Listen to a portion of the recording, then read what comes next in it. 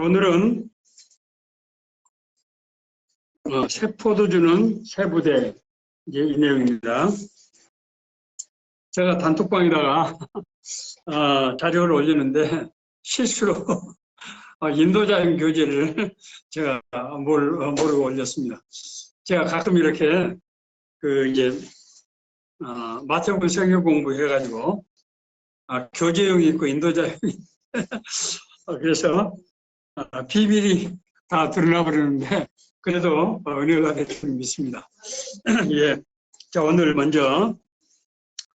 지금 두 개의 기사가 지금 나와 있죠. 네, 새 부대하고 회당장의 딸과 혈루증 여인의 치유. 예. 자, 이 두 말씀을 먼저 우리 새술은 새 부대. 지금 개혁성경은 새 포도주는 새 부대 이렇게 되어 있죠.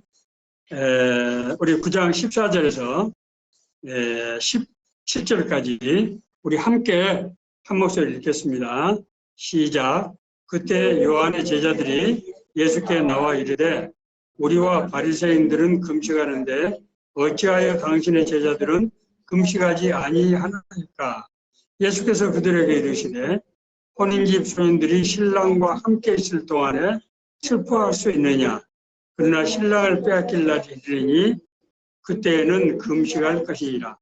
생배 조각을 낡은 옷에 붙이는 자가 없나니 이는 기운 것이 그 옷을 당기어 헤어짐이 더하게 되며 새 포도주를 낡은 가죽 부대에 넣지 아니하나니 그렇게 하면 부대가 터져 포도주도 쏟아지고 부대도 버리게 됨이라. 새 포도주는 새 부대에 넣어야 둘이 다 보존되느니라. 아멘.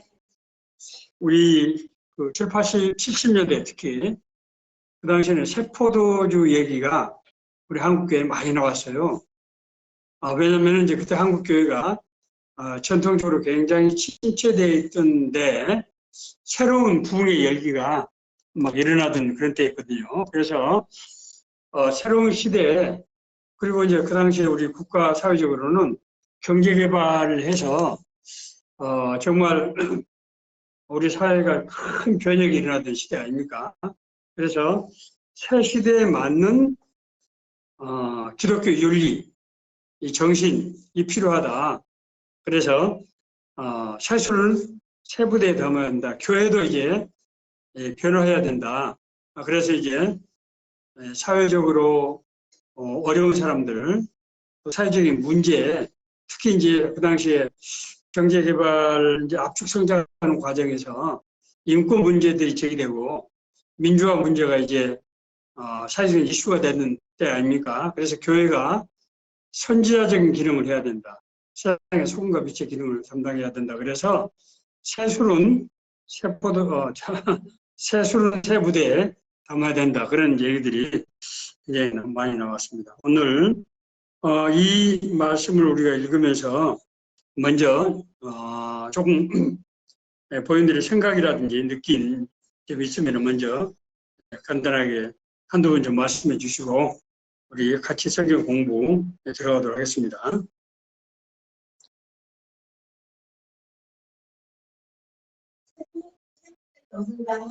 네.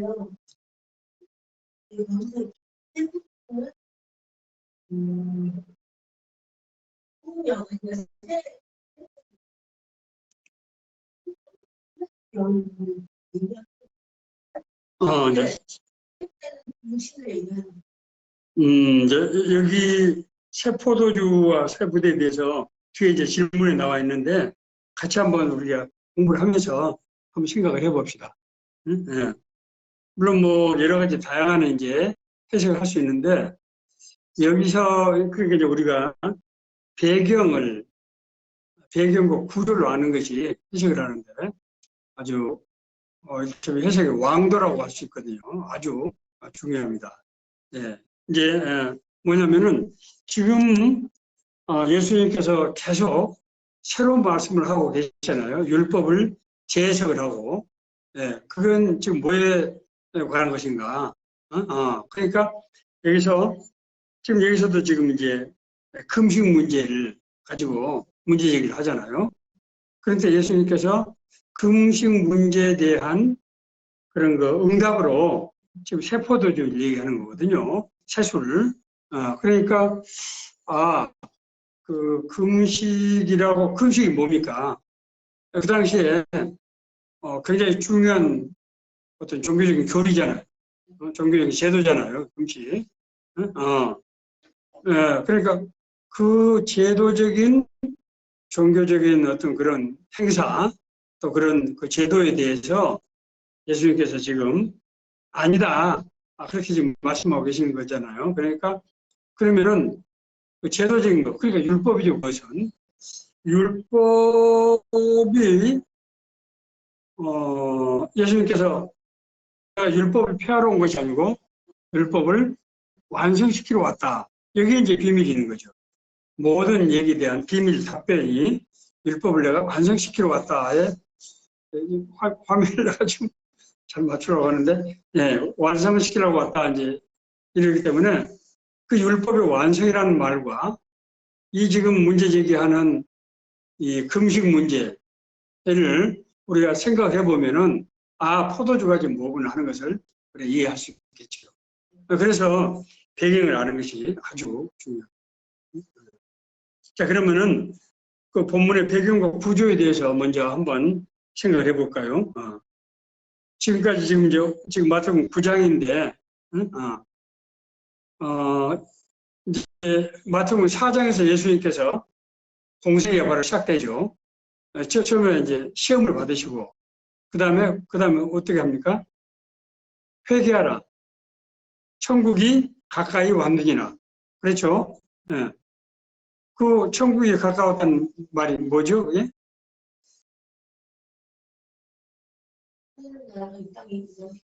그러니까 하나님 나라가 지금 구체적으로 어떻게 임한 거죠, 지금? 음. 우리 보고 그렇게 이제 하라고 하는 것이고, 응?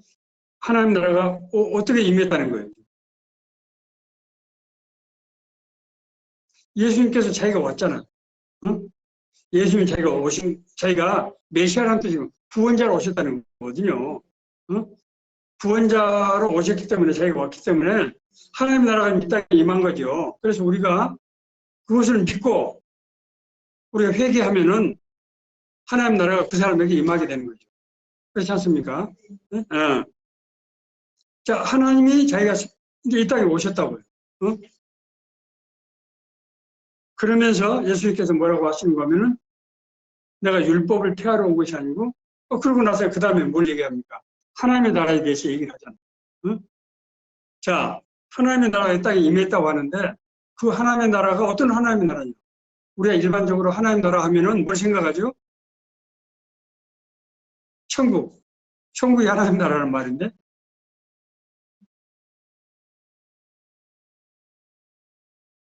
그때 당시에 유대인들이 생각했던 천국이 뭐예요? 천국. 하늘이잖아요, 하늘. 천국 하면 하늘을 봤잖아요. 하늘에 계신 하나님. 하나님 어디 있어요? 하늘에 있다고 생각했어요. 하나님이 땅에 온다? 우리 곁으로 온다? 이런 개념 자체가 상상할 수가 없는 거죠. 어? 어. 혁명이죠, 혁명. 그러니까 예수님이 이단자로 취급된 거죠. 아니, 하나님은 하늘의 높은 데 계시는데 하나님이 이 땅에 왔다는 거예요, 지금. 그 이단이죠. 율법은 뭐예요? 지극히 높으신 하나님이 땅에 있는 인간에게 하나님 나라의 삶을 살려고 그러면 율법을 지켜야 된다는 거 아닙니까, 지금? 근데 하나님 자기가 지금 왔잖아요. 하나님 나라가 지금 이루어졌잖아요, 이게. 그러니까 율법의 기능이 어떻게 돼요? 달라지게 되는 거죠. 율법의 해석이 달라지고 기능이 달라지고. 그러니까 이제 그런 맥락에서 자, 그래서 예수님께서 나는 율법을 완성시키기 위해서 왔다. 율법이 궁극적으로 어, 달성하고자 하는 목적이 뭐죠? 율법이 뭐 때문에 율법을 만드신 거예요?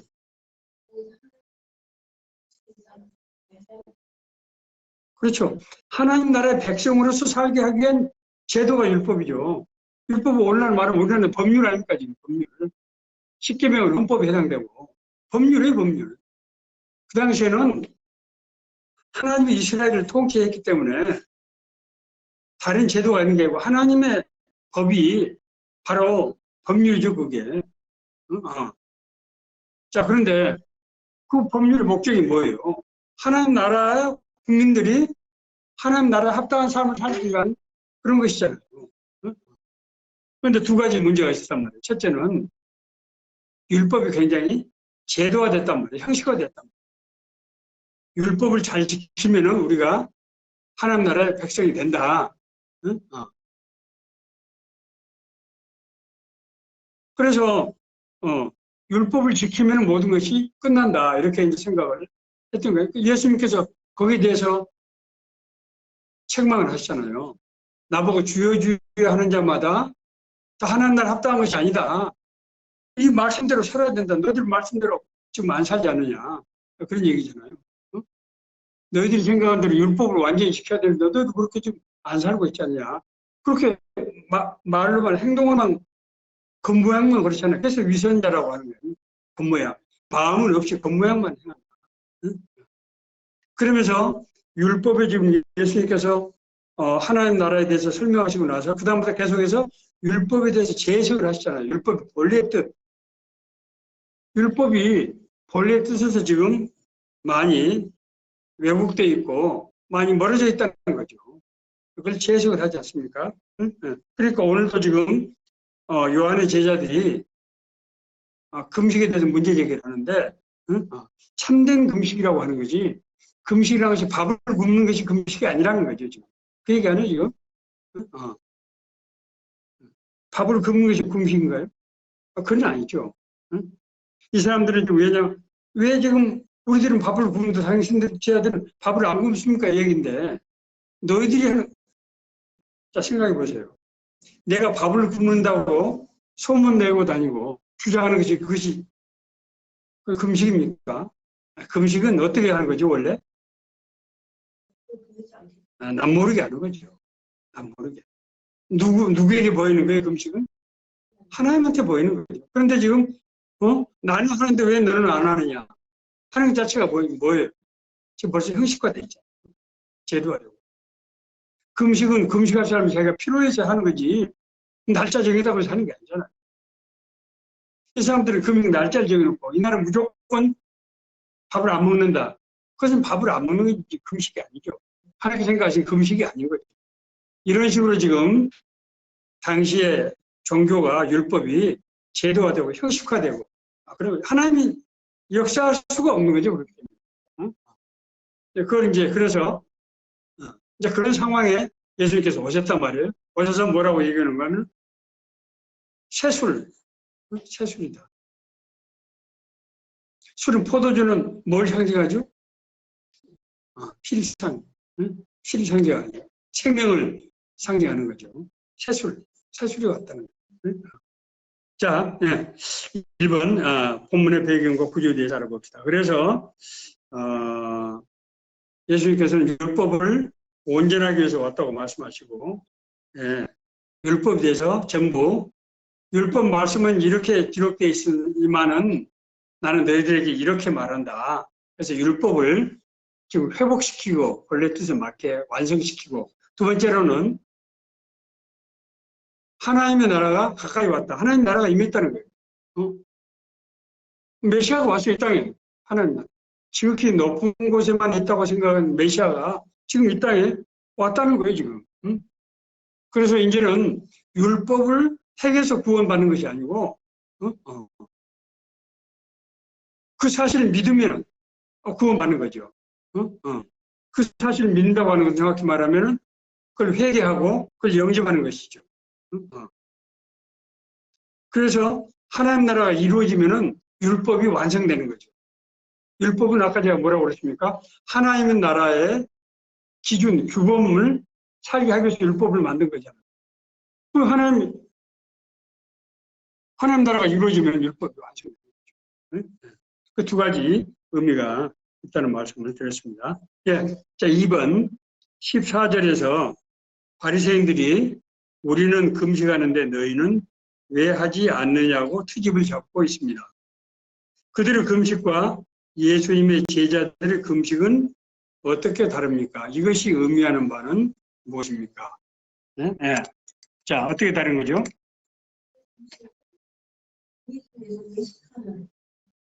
음.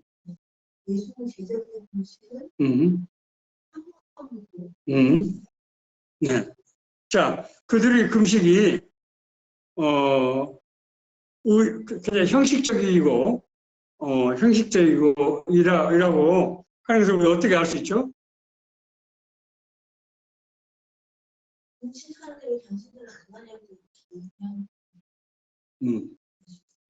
예. 금식을 다른 사람들을 비판하는 수단으로 쓰고 있잖아요. 그리고 자기들의 금식을 지금 은연중에 과시하고 있고, 금식은 하나님 앞에서 자기의 애통함을, 자기의 간절함을 내보이는 것인데, 지금 그걸 가지고 다른 사람을 비판하는 수단으로 쓰고 있고, 그걸 가지고 다른 사람의 문제에 개입하고 그런 도구로 쓰고 있는 거죠. 그러니까 금식이 또 이 사람들 말에는 그런 의미가 포함되어 있잖아요. 지금 우리 유대 사람들은 다 금식하는데 너희들은 왜 안 하는가? 금식이 제도가 되어 있다는 거죠.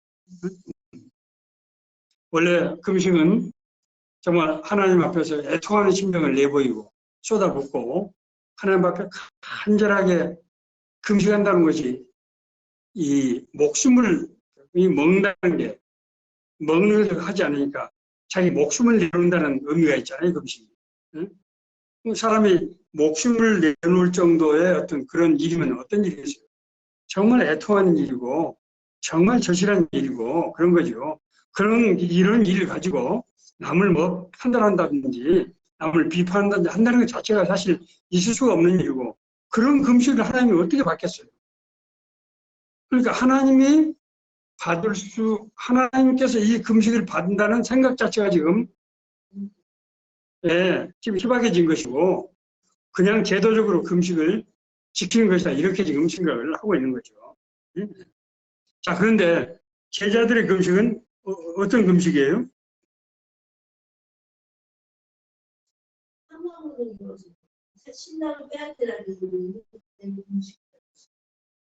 신랑을 빼앗기면 사모하나요?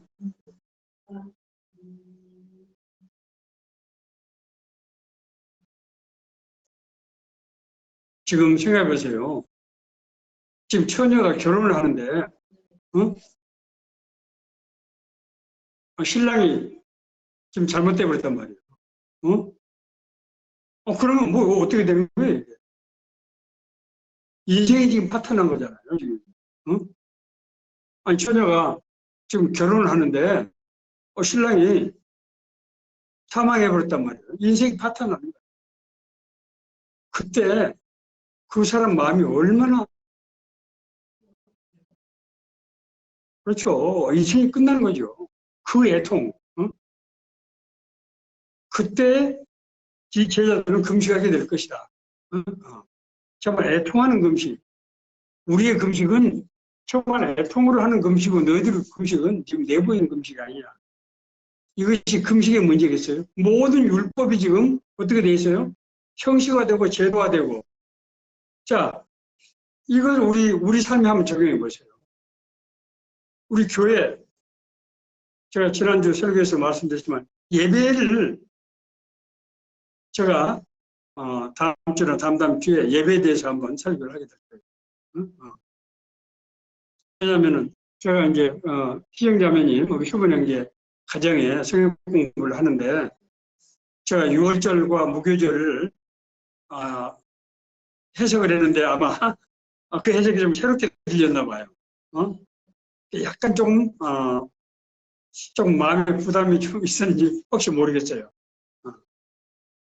6월절과 무교절이 예배 원형이거든요, 그게. 예배 원형이죠.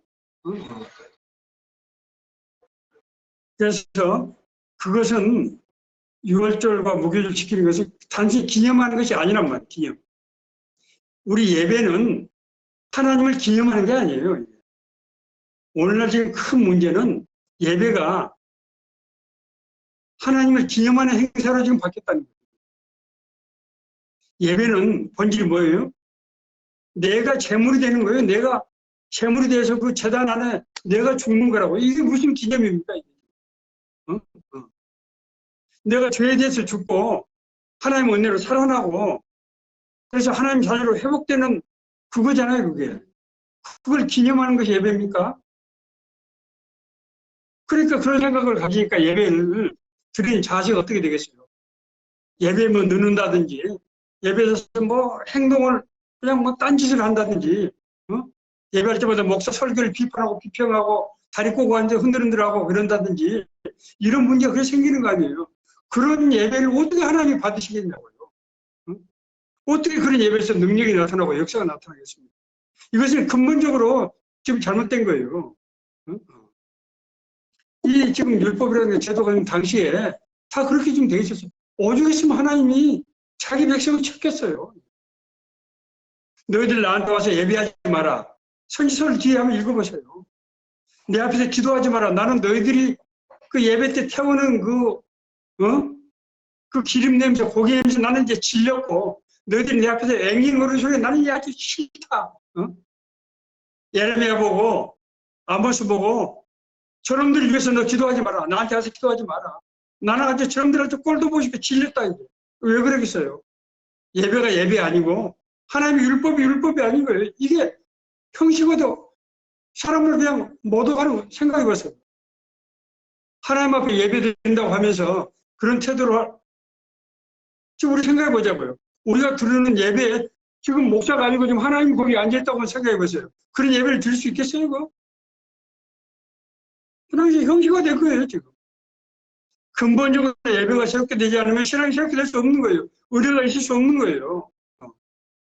사실은 굉장히 예수님께서 그렇게 이 말씀을 하시는 것은 예수의 심정에서 아주 굉장히 절박한 심정에서 지금 얘기를 하고 있는 거예요. 응? 자, 3번. 예. 바리새인들의 금식의 문제 제기에 대해서 예수님께서 갑자기 혼인잔치로 얘기로 응대하십니다.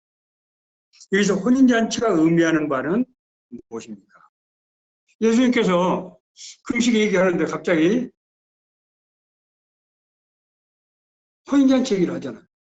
그리고 혼인잔치가 어떻게 그 다음에 나오는 얘기가 뭡니까? 세술 얘기가 나오잖아요. 응? 혼인잔치 때 금식을 할 수가 있겠느냐? 응? 그렇죠? 자, 혼인잔치는 예수님께서 지금 그 요한의 제자들, 바리새인들, 예수님이 있는 상황이 무슨 상황이라는 거예요? 혼인잔치라는 거예요, 지금. 자, 혼인잔치가 되려고 그러면 누가 있어야 되죠? 신랑과 신부. 자, 신부는 누굽니까? 지금 여기서.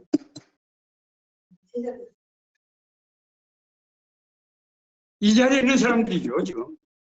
너희들은 지금 신부야. 그럼 신랑은 누구예요? 예수님. 자, 그런데 성경에서 혼인잔치는 무엇을 의미하는 것으로 묘사가 됩니까? 천국잔치죠. 자, 여기 보세요. 여기 제가 마태복음 22장 1절에서 4절. 이건 천국의 혼인잔치에 대해서 예수님께서 직접적으로 말씀하고 있는 내용이죠. 천국의 혼인잔치. 그리고 25장 1절 3절은 이건 무슨 혼인잔치에 대해서 뭐예요, 이게? 열처녀의 비유 아니에요, 이게 열처녀의 비유. 혼인잔치의 열처녀의 비유. 앞에 있는 혼인잔치는 혼인잔치 사람들 초청하잖아요. 그런데 오지 않고 온 놈들도 예복 입지 않고 지금 멋대로 오잖아요. 교회를 오면서 예복, 마음의 예복 입지 않고 멋대로 오는 거예요. 와서 흔들흔들하고 그냥 끝나고 장난 말하고 심지어 뭐 예배도중 뭐 옆 사람 오지게 숨거리고 뭐 그렇게 하고 있는 거죠. 자, 지금 너희들은 지금 신부고 그래 천국이잖아 지금. 지금 너희들이 지금 천국에 있다는 거예요 지금. 그러면은 신랑은 지금 누구예요? 자기가 천국의 신랑이라는 거죠. 천국의 신랑이 누구예요? 메시아잖아 메시아. 메시아. 어? 어.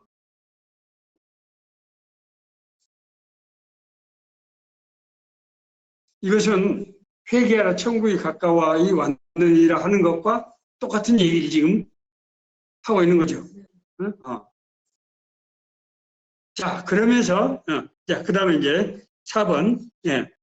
이러한 그리스도 논쟁과 관련하여 예수께서는 세포도소주와 세부대의 얘기로 논쟁을 마무리하십니다. 예수께서 공생을 시작하시면서 회개하라 천국이 가까이 왔느니라는 선포는 이후에 자신이 행하신 모든 일을 이해하는 근거가 될 것입니다.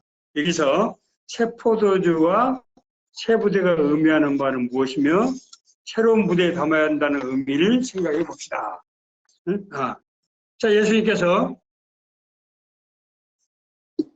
천국 혼인잔치라는 말로 힌트를 지금 주고 있는 거죠. 너희들이 지금 금식을 한다고 하는데 지금 금식할 때도 아니다? 왜 아니에요? 지금 그래 천국잔치라고 했는데 금식은 왜 하는 거죠?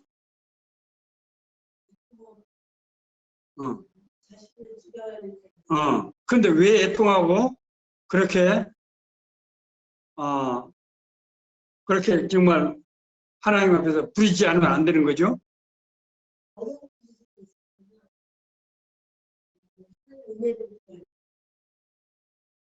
먼저 내 말을 자식이 뭐 내가 한다. 응? 그냥 자신의 생각을 하지 말고 저 양반이 왜 우리 목사가 저런 얘기를 할까? 지금 천국잔치 예수님께서 지금 천국잔치라는 거야 지금. 천국잔치에서 금식하는 것이 지금 말이 되냐는 얘기거든 지금. 그러잖아요. 응?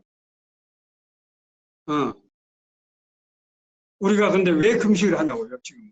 예수님께서 천국잔치에서 금식하는 사람이 어디 있느냐? 금식을 언제 해야 돼요? 그렇죠. 하나님이 없을 때 하는 거죠. 하나님이 있을 때 금식하면 안 되죠. 하나님이 복을 주시는데 그래서 금식이 많이 통하면 안 되죠. 그게 말이 됩니까? 지금은 너희들은 지금 오늘 제도적으로 금식하는 날이라고 해서 금식을 아마 하는 모양인데 하는 거 하고 있는데 지금은 천국잔치야 지금. 너 천국잔치 지금 산통 계획이 있어? 지금 계획이 안 해요? 응? 지금 애통하는 때가 아니야. 언제 애통해요? 신랑이 없어. 예수님께서 없을 때. 응? 예수님께서 돌아가실 없을 때. 그때 애통해야 돼. 지금은 예수님이 오셨어요.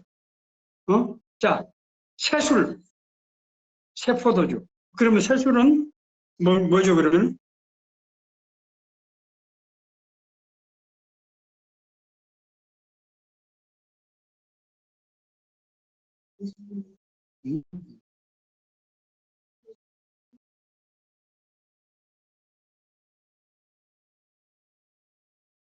천국이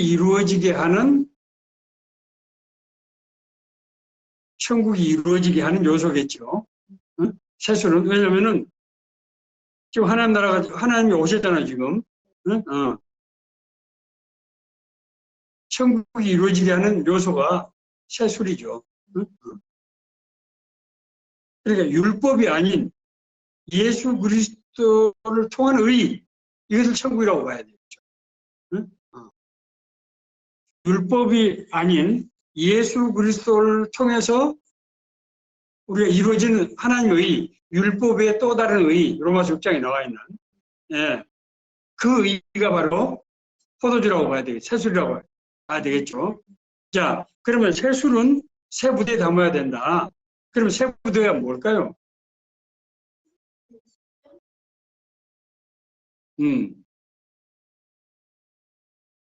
심령이라고 말할 수 있겠죠. 그래서 좀 구체적으로 말하면은 우리가 그걸 받아들인 거죠.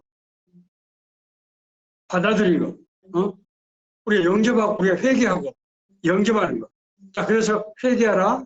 천국이 가까이 왔느니라. 금식하는 것이 아니고 금식이라는 제도가 아니고 뭐라고요? 우리가 회개하고 그걸 받아들여 영접하는 거. 그것을 우리가 새 부대라고 봐야 되겠죠. 그래서 이제 이 지금 9절부터 14절까지 말씀이 지금 이해가 됐죠. 여기서 금식을 왜 하느냐? 그건 애통 때문에 하는 거죠. 애통이라는 건 하나님이 없는 상황을 말하는 거죠. 그렇잖아요. 그런데 하나님이 지금 왔단 말이에요. 그런데 지금 자꾸 사람들은 너 왜 금식 안 하냐고 지금 지적을 하고 있어요. 이것은 영안이 열리지 않은 거예요. 하나님의 나라가 왔는데도 불구하고 이것이 너무 형식화되고 율법화되다 보니까 죽어버린 거예요, 이게 지금. 그래서 율법을 완성하는 새로운 의의가 온 거예요, 지금. 율법을 완성하는 새로운 의의가 왔다고요. 율법의 목적이 뭐예요? 하나님 나라의 백성으로서 살게 하기 위한 제도죠. 그 율법이 그 완성이 되려고 그러면 하나님의 나라가 나에게 임해야 되는 거죠. 자, 다시 한번. 내내하지 말고. 완전히 이해를 해야 돼요, 이거. 우리가 성경에 나오는 율법을 다 지키면은 그치 율법을 완성하는 겁니까?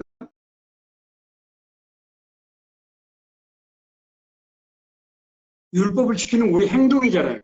행동. 우리 육신이잖아요. 육신으로. 지금 이 사람들이 얘기하는 것은 그거 지금 말하는 거잖아. 너 왜 행동으로 지키지 않느냐? 그런데 우리 행동은 무엇의 결과라고요? 우리 행동을 움직이는 혼이요. 지정의. 혼을 통제하는 게 뭐예요? 영이죠. 우리가 심령이 구원받고 거듭나야 그 구원받고 거듭난 심령이 하나님의 말씀을 받아들이고 그래서 나타나는 것이 행동으로 나타나야지 제대로 된 거죠. 그러니까 율법의 완성은 우리 안에서 심령이 회복되지 않으면 율법이 완성되지 않으면 그것은 모양만 그런 겉모양만 그런 거죠. 겉모양만. 충분히 이해되나? 아니 충분히 이해돼? 잘 모르면 질문해. 굉장히 중요한 부분이기 때문에. 우리가 신앙을 너무 형식화되고 있고 제도화하고 있단 말이죠. 주일날 교회 나가면 난 구원받는다. 교회 나가면 구원받습니까? 교회라는 게 뭡니까? 이렇게 건물 하나 임대해가지고 여기다가 교회 간판 달면 그게 교회가 되나? 하나님을 예배하는 신명이 없는데 어떻게 교회가 되겠어요? 교회라는 게 뭐예요? 교회는 건물이 아니에요. 교회는 예배당이 아니라고.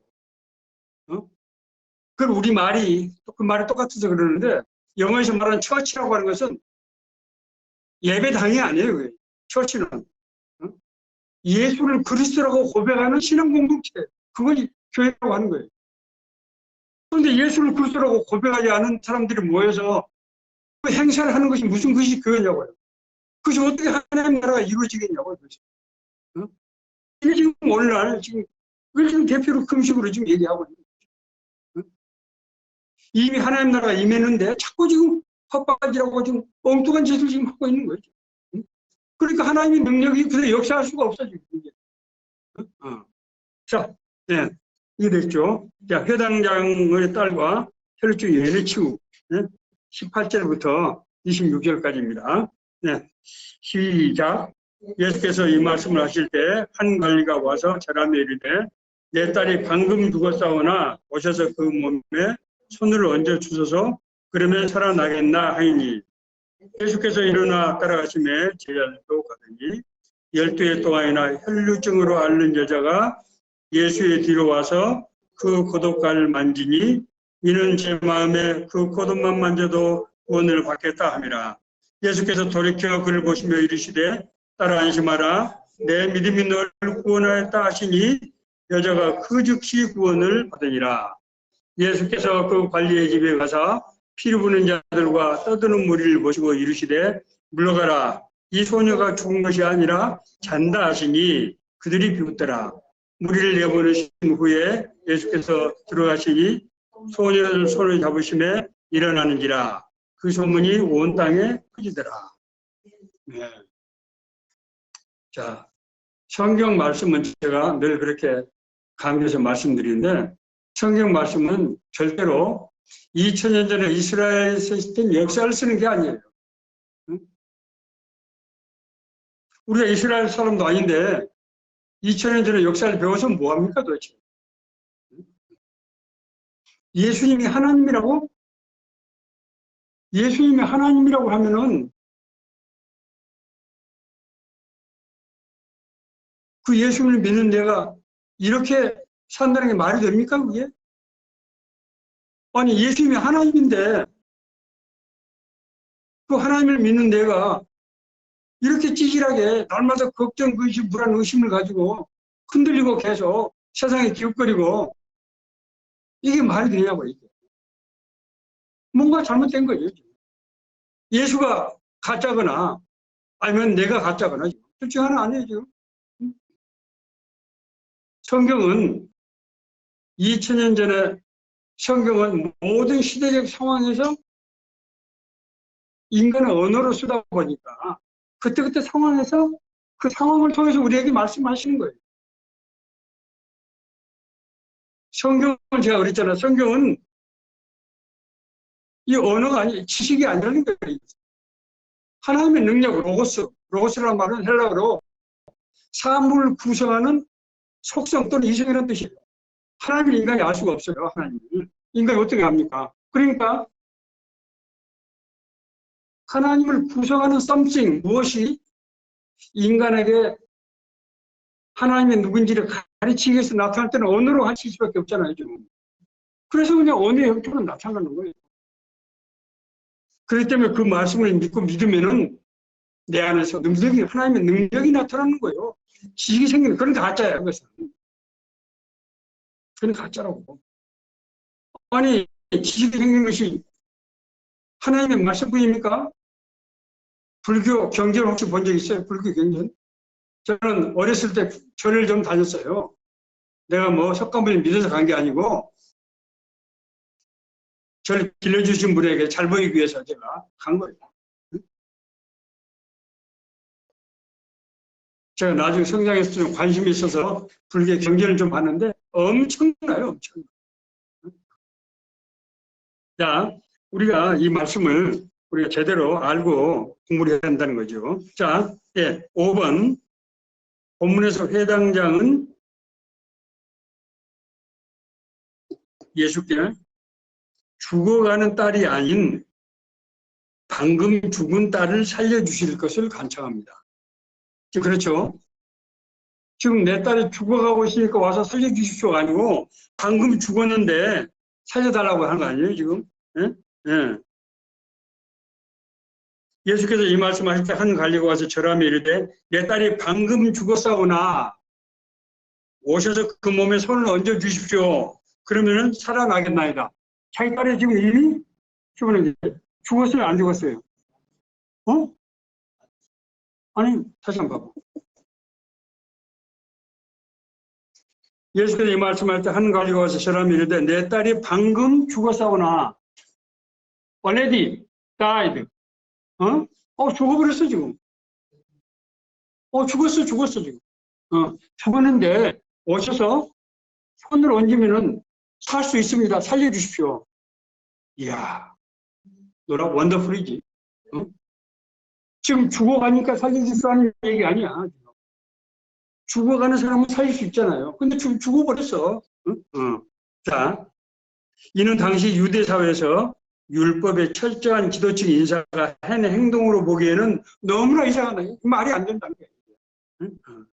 이를 통해서 당대의 예수님에 대한 인식은 어떠했을까요? 또한 예수님께서 그의 간청을 흔쾌히 수용하신 까닭은 무엇일까요? 자, 두 사람의 행동이 이상하잖아요. 그러니까 자기 딸이 이미 죽었는데 와서 손만 얹으면은 삽니다. 그러니까 그렇게 해주십시오. 라고 요청을 하고 있고 예수님이 그 말 듣고 그래 그럼 내가 가서 해주지 하고 또 가셨단 말이에요. 지금까지 예수님이 안 하셨던 지금 행동을 예수님은 자기가 병 고치고 나서 소문 내지 말라고 할 정도로 하고 그렇게 하셨잖아요. 여기서 회당장은 뭔가 하면은 이제 이스라엘이 바벨론 포로 때 성전이 한번 회파 부서지고 70년 후에 바벨론 포로로 돌아와서 성전을 회복하거든요. 그래서 헤롯 성전을 다시 세워요. 이스라엘 사람들은 예배가 성전 예배죠. 예루살렘 성에 가서 예배를 드려야 돼요. 자, 그런데 그 후에 성전이 다시 회파된단 말이에요. 성전이 회파되고요. 그래서 성전에서 예배 드릴 수가 없게 됐어요. 또 이스라엘 사람들은 항상 이 지역에 회당이 있어요. 회당, 시나고그, 회당. 우리로 말하면은 이 지역 주민센터예요. 그래서 지역 주민들이 돈을 내서 센터를 운영하는 거예요. 그 사람들이 모여서 그래서 예배도 드리고 또 자기 서로 의논도 하고 이렇게 하는 거예요. 그러니까 회당장이니까 그 지역의 지도적인 리더겠죠. 이 사람은 굉장히 율법에 대해서 철저한 사람이고 모범적인 사람이죠. 이 사람이 이제 예수님께 와서 이렇게 지금 하신단 말이에요. 자, 이 사건이 우리에게 설명하고 있는 것이 뭔가?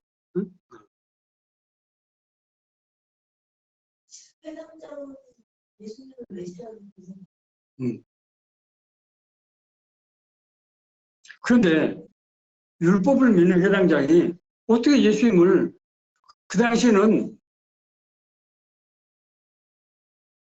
물론 그 당시 유대 사람들이 생각하던 메시아는 오늘날 우리가 성경에 쓰이는 그 메시아가 아니고 모세와 같은 지도자, 다윗과 같은 사람, 그걸 메시아로 생각했어요.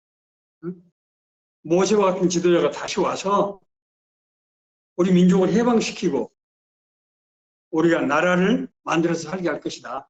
다윗 왕처럼 바벨론이고 바사 페르시아고 몽땅 다 헬라고 쓸어버리고 나라를 세우고 우리의 성전 중에 예배를 회복하고 그렇게 될 것이다. 그렇게 생각을 한 거죠. 그런데 지금 이 회장장은 예수님 보고 손만 얹으면 죽은 사람이 살아납니다. 그걸 어떻게? 물론 회장장이 예수님이 병을 고쳤다는 소문을 들을 수도 있겠죠. 그런다고 자기 딸이 죽었지만은 손만 얹으면 살아납니다. 라고 얘기하죠. 그런 말을 함부로 할 수 있을까요? 그냥 예수님을 그냥 불러들이기 위해서 수단으로 한 말인가? 생각해 보세요. 왜 회장장이 이런 말을 할 수 있었을까요?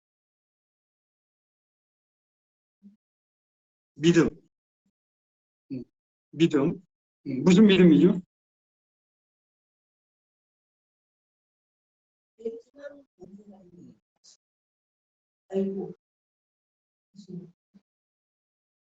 예수님이 그 당시 예수님은 이단자였다니까요. 나이가 30밖에 안 된 사람이었고 하는 말 자체가 율법을 훼손하는 그런 인물이었어요. 예수님 따라다니는 사람들은 다 가난하고 소외당한 사람들. 제대로 된 사람이 아무도 없어요. 이단이죠. 그러나 회당장에게 저는 그렇게 해서 그래요. 하나님의 은혜가 임했다. 우리가 예수님을 영접할 때 우리가 예수님이 누군지를 알고 영접하나요? 슈먼. 내가 예수 그리스도를 accept, obey 할 때 내가 예수님이 누군지 알고 하나?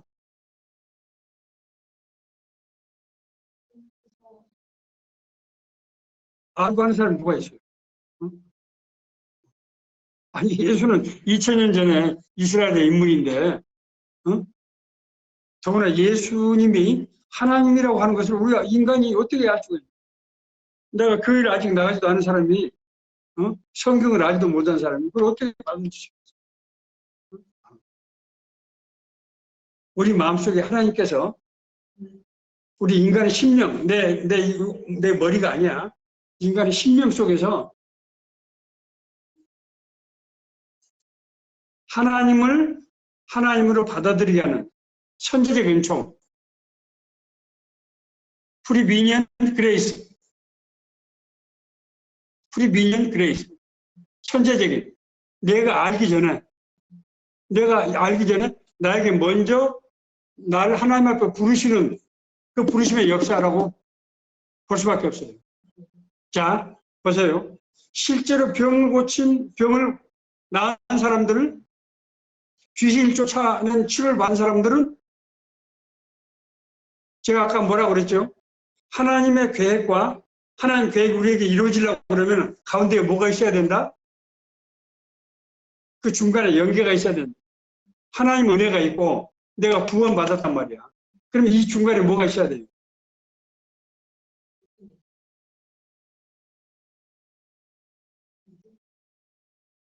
믿음이 있어야 되잖아, 믿음.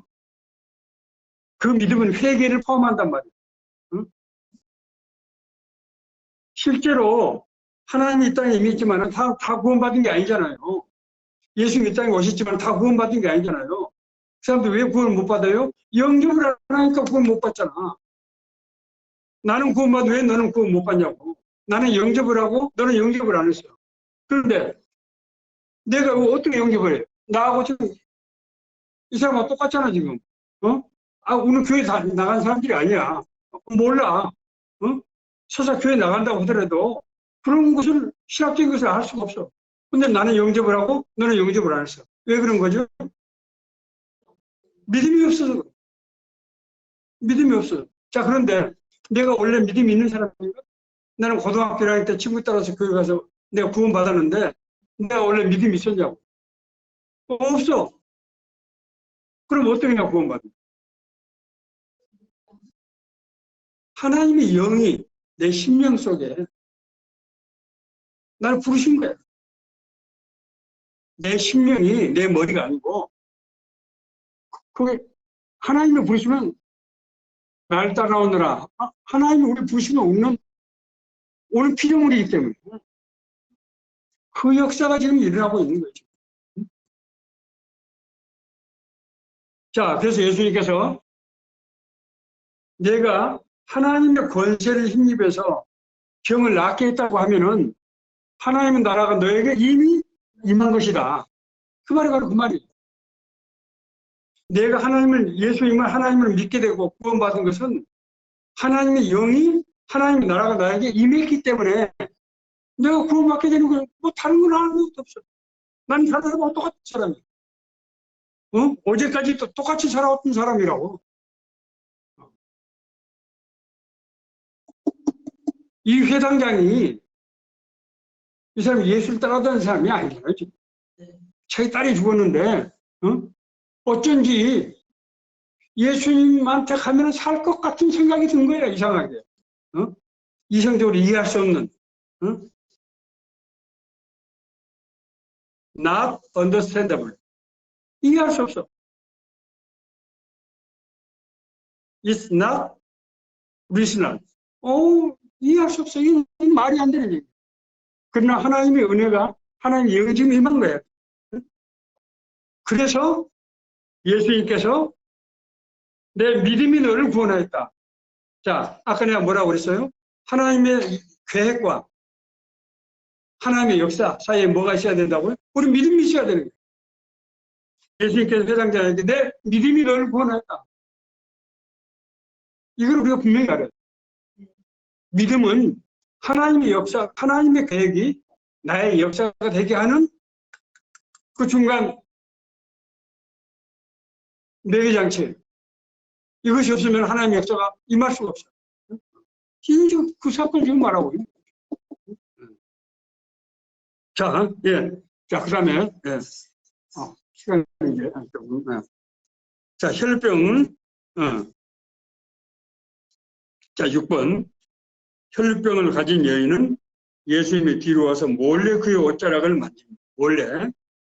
이때 예수께서는 그 능력이 자기에게 나간 줄을 곧 스스로 아시고 누가 내 옷에 손을 대었느냐. 이건 이제 고 물으신 것을 볼 때 그 여인이 한 행동을 인지하지 못하셨던 것 같습니다. 제가 마태복음에 있는 내용은 조금 보완하기 위해서 마가복음을 좀 인용한 거예요, 지금 내 질문에. 마태복음은 그렇게까지 안 쓰는데 마가복음에는 자기에게 나간 줄을 곧 스스로 아시고 누가 내 옷에 손을 대느냐 그렇게 물으셨습니다. 예. 자, 이 사건이 주는 의미를 생각해 봅시다. 여인이 이 혈병을 여인은 죄인이잖아요. 그 당시에. 더구나 이 여인은 마태복음만 나와 있는데 다른 복음서에는 이 여인이 이방인이에요. 이방인.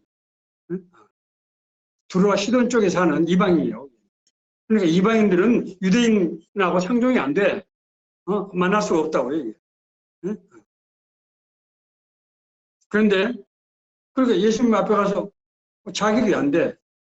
그래서 예수님 지나가니까 너 옷자락만이라도 만지면은 내가 혈병, 이 여인이 12년 동안 지금 혈병을 하는데 얼마나 12년 동안 고통을 많이 받았겠어. 나름대로 뭐 약도 썼겠지. 응? 돈 다 낭비하고.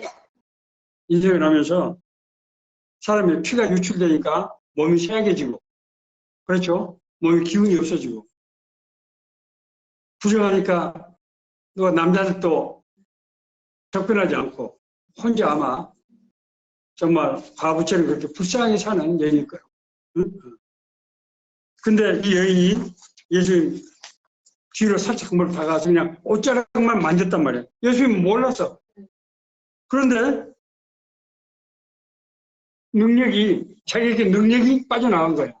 그래서 누가 날 만졌느냐. 그랬더니 제자들이 뭐라고 그랬어요? 아니 선생님, 사람들이 막 밀쳐서 그런 거지 누가 일부러 잡은 것이 아니야. 내 능력이 빠져나갔어. 하고 돌아보니까 여인이 선생님 잘못했습니까? 제가 만졌습니다. 그렇게 얘기하잖아요. 그랬더니 여인에게 뭐라고 합니까? 딸아 안심하라. 내 믿음이 너를 구원하였다. 그렇게 말씀하죠. 자, 이것이 의미하는 바가 6절, 7절, 6번, 7번 제가 그냥 같이 묶어서 시간이 좀 지나서 지금 말씀을 드렸습니다.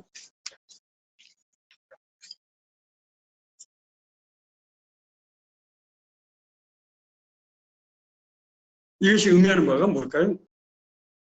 따라 안심하라. 내 믿음이 너를 구원하였다. 이 여자가 무슨 믿음이 있어요? 예수님에 대해서 잘 알아요? 그 다음에 그 당시에 뭐 예수님에 대한 그 당시에 무슨 책이, 성경책이 있는 것도 아니고, 그 당시 예수님은 그냥 작은 무리의 시급에서 대장이란 말이에요. 좀 특별한 능력을 가지신 분.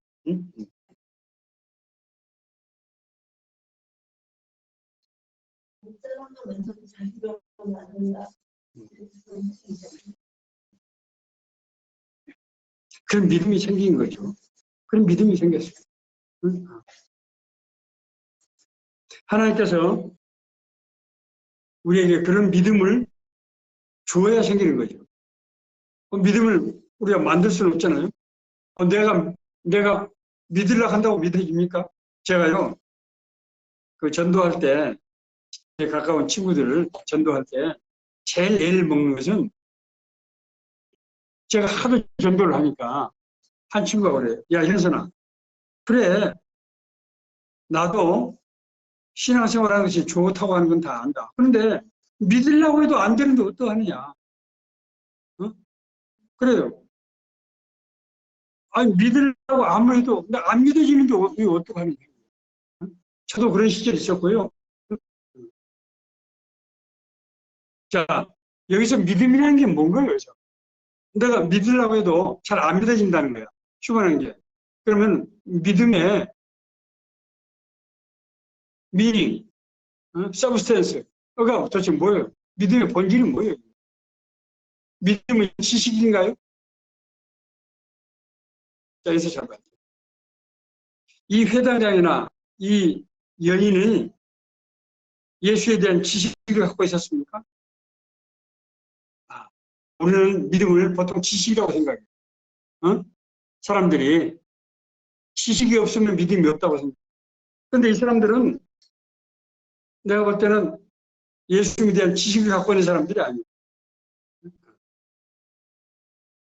오늘날 예수에 대한 지식이 있다고 해서 믿음이 있는 것도 아니에요. 자, 그러면은 믿음이라는 것도 도대체 어떻게 믿냐 말이에요. 믿음은 예수님이 하나님이라고 하는 걸 믿어야 되는데 예수님이 하나님인지를 모르는데 어떻게 믿냐고 이게.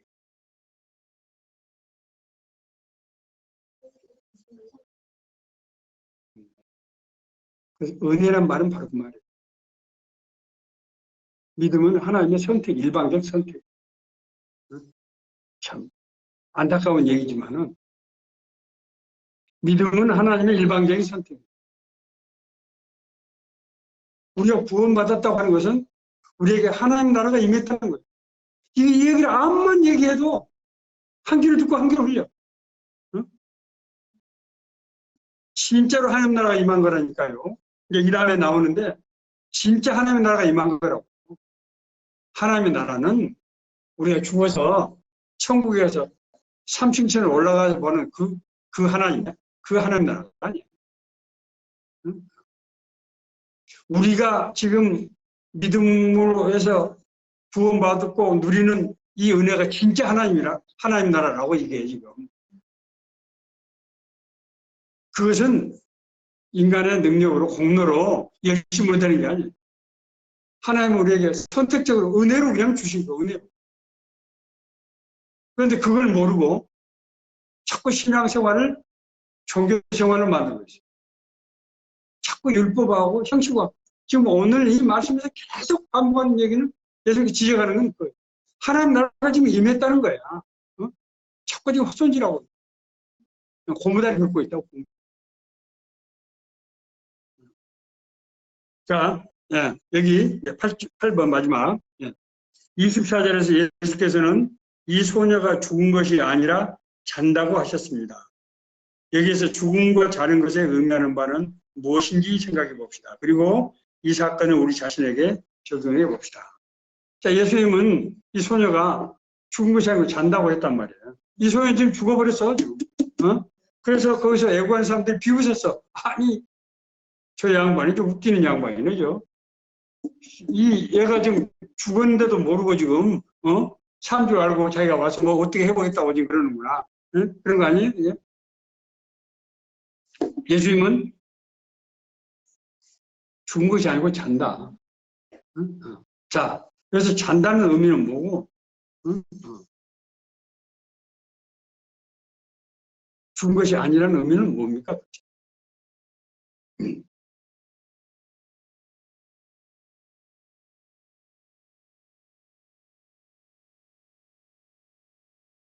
나는 그 부활이요 생명이니 나를 믿는 자는 죽어도 살겠고 살아서 나를 믿는 자는 영원히 죽지 아니하리니 이것을 내가 믿느냐. 요한복음 10장 25절. 자, 나를 믿는 자는 죽어도 살겠고 죽은 것은 뭐고 산다는 얘기는 무슨 얘기? 응? 여기서 잔다는 얘기. 자는 것이 아니고 죽은 것이 아니고 잔다고 하는 얘기하고 같은 말인데 지금 죽어도 살겠고 살아서 믿으면 영원히 죽지 않는다. 여기서 죽음은 뭐고 사는 것은 자는 것은 뭐예요?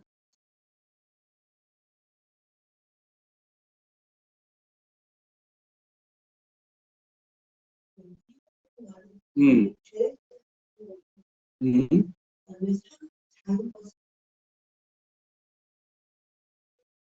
근데 뭐 저기 여기 지금 이제 해당자를 집에서 이 소녀가 지금 죽었다.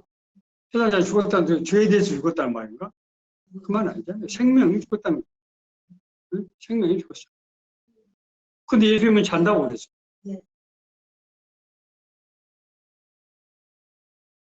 어떻게 된 거예요?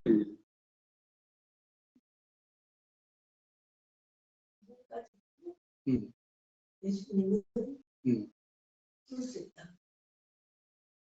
자, 이 소녀는 죽었어요? 안 죽었어요? 지금? 죽었어요?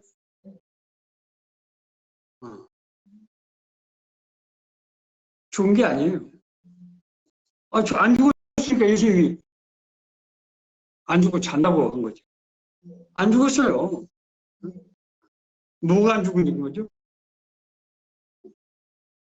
자, 여기서 죽었다고 하는 건 육체가, 우리 눈에 보이는 육체가 죽었다는 거예요. 응?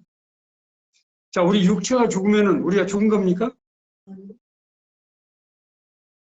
아, 우리가 육체가 죽었다고 하는 것은 무엇과 무엇이 죽은 거예요? 응. 응. 홍관이 우리 머리, 두뇌하고 우리 육신이 바디가 죽은 거죠. 이게 죽었잖아요. 그런데 사실은 실제는 그 사람은 죽었어요, 안 죽었어요? 자, 죽은 사람이 다시 살아나잖아요. 어떻게 죽은 사람이 살아납니까?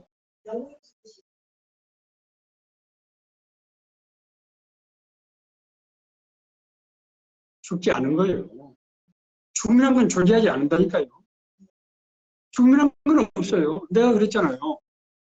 내가 모시던 상사는 자기가 죽었는데 자기가 죽었는지 모르고 착각을 하더라. 자기가 죽었다니까 실제로. 죽었는데 현실이 너무 똑같기 때문에 자기가 죽은지를 모르는 거야. 자기가 지금 죽었는데 내 말 이해돼요? 죽음이란 건 존재하지 않는 거라니까. 그래서 지금 문제가 되는 거예요. 우리는 육신이 죽으면은 죽었다고 생각해요. 사실은 이 사람은 죽지 않았어. 자기 그대로 있는 거야.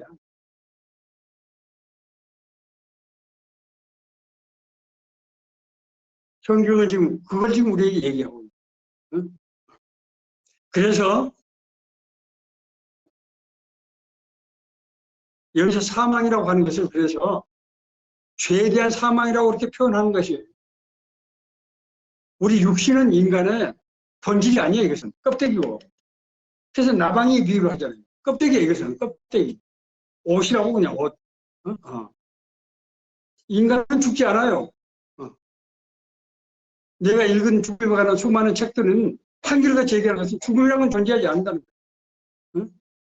우리가 죽는 순간 모든 것부터 자유롭게 돼요. 육신의 한계로부터 자유롭게 된다고. 우리는 육신으로 보는 것을 인간이라고 생명이라고 하고 있지만은 본질은 그게 아니라는 거예요.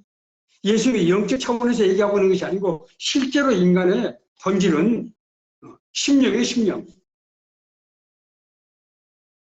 이 심령이 우리 지금 이 모습과 너무 흡사하기 때문에 나중에 하나님 나라 가서도 서로 알아보는 거야, 이게. 다 화장해버리잖아요. 육신이 없어지잖아요. 그걸 어떻게 알아봅니까?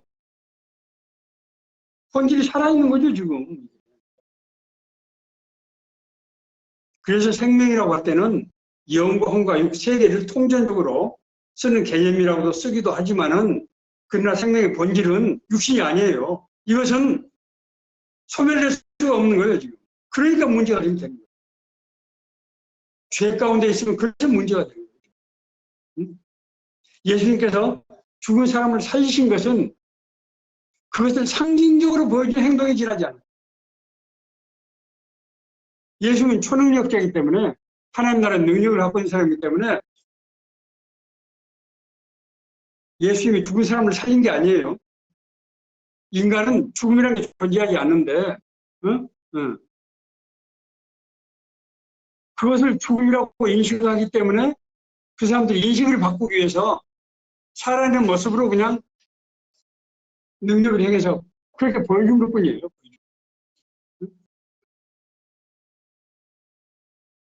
우리가 죽음이라고 하는 것은 존재하는 것이 아니다.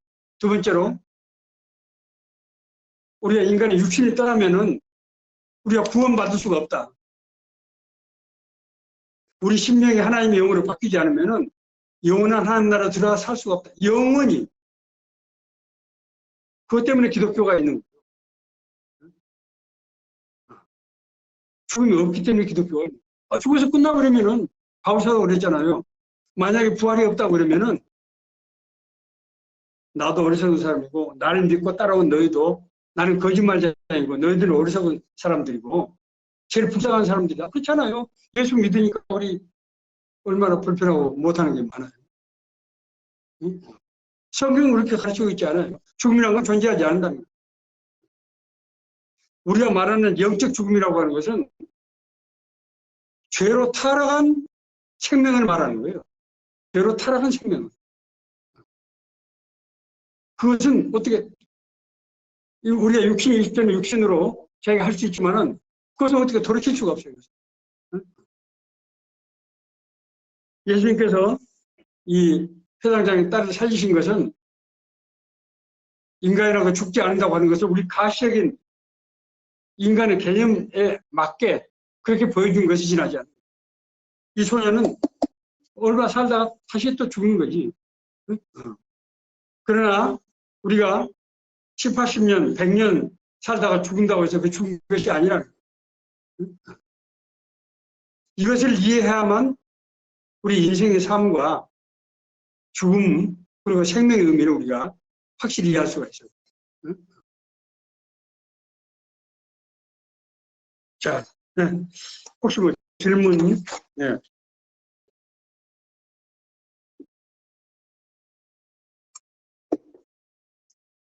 그래서 영생과 영벌의 개념이 그래서 나오는 거예요. 제가 엘리자베스 큐벨 로스 말을 자주 인용을 하는데 인생은 영원한 세계에 들어가는 예비합니다. 정말 수없이 많은 메시지를 한마디로 압축하는 그런 말입니다. 자, 예. 뭐, 시간도 됐고, 질문 없는 거로 생각하고, 제가 기도하고, 오늘 마치겠습니다. 하나님 아버지, 오늘 마태복음 9장에 있는 말씀을 통해서 세수를 세부대에 담는다고 하는 말씀과 내 믿음이 널 구원했다고 하신 이 말씀의 의미가 무엇인지, 그리고 이 소녀가 죽은 것이 아니고 잔 것이라고 하신 이 말씀의 의미가 무엇인지를 우리가 알 수 있도록 저들에게 은혜를 베푸시고 이 말씀이 주는 의미를 저희들이 생각할 수 있는 기회를 주시니 감사드립니다. 우리가 정말 하나님께서 우리에게 주신 은혜를 늘 생각하면서 이 세상에서 정말 하나님 나라의 그 은혜를 누리는 삶이 될 수 있도록 인도하여 주옵소서. 우리 믿음이 견고하게 해주시고 흔들리지 않게 해주시고 우리가 믿음에 순종해서 우리 삶 가운데 하나님의 나라를 이루어가는 그런 정말 은혜의 역사가 되게 하여 주옵소서. 오늘도 함께 하심을 감사하고 예수님 거룩한 이름으로 기도하십니다. 아멘. 수고하셨습니다.